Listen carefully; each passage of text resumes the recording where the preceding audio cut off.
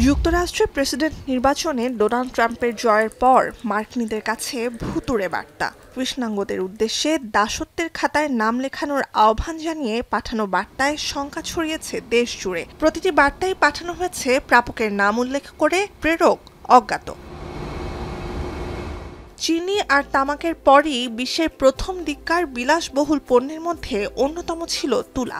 দাসপ্রথার সময় 18 শতকে দীর্ঘ 6 দশক তুলা চাষ হতো আফ্রিকান বংশোদ্ভূত জনগোষ্ঠীর হাতে, যাদের পরিচয় ছিল দাস। এমনকি আইন করে দাসপ্রথা বাতিলের প্রায় 100 বছর পরও তুলা শ্রমিক হিসেবে বিনা পারিশ্রমিকে কাজ করেছেন কৃষ্ণাঙ্গরা। যুক্তরাষ্ট্রের 47তম প্রেসিডেন্ট হিসেবে ডোনাল্ড ট্রাম্পের জয় নিশ্চিতের পর থেকেই কৃষ্ণাঙ্গ আমেরিকানদের কাছে পৌঁছানো বার্তায় মনে করিয়ে দেয়া হচ্ছে ভয়াবহ বেদনার দাস প্রথার সেই অতীত। ভুয়া নম্বর থেকে পাঠানো বার্তায় তুলা চাষে যোগ দেওয়ার আহ্বান জানানো হচ্ছে কৃষ্ণাঙ্গদের। These texts were the beginning of people who already lead in being nasty and mean, but it was giving them the moment to be able to push the envelope of being nastier and even more sinister and mean to the community. So I feel like when I say it already started from the results that we saw that night and then waking up to the results. We're not here for hate. We're not here to spew hate or anger or any of that. Who won, congratulations, but let's walk in peace.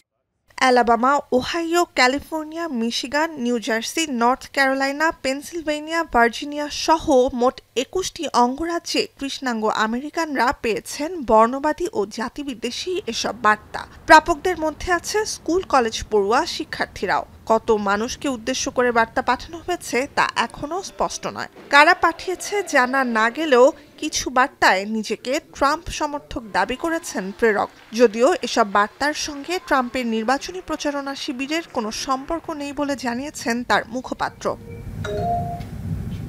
এ নিয়ে তদন্ত শুরু করেছে স্থানীয় ও কেন্দ্রীয় প্রশাসন।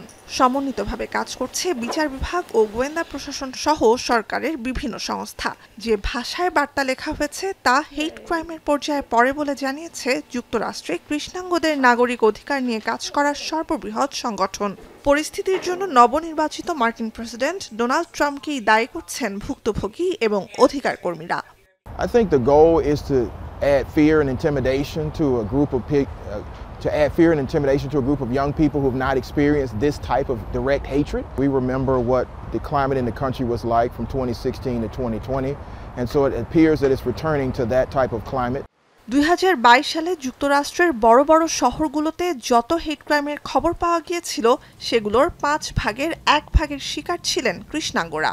গেল সপ্তাহের নির্বাচনের পর যুক্তরাষ্ট্রের রাজনৈতিক সহিংসতার সবচেয়ে বড় প্রেক্ষাপট তৈরি হতে পারে বলে বাড়ছে শঙ্কা, যা অন্তত 1970-এর দশক থেকে গত 50 বছরে দেখা যায়নি।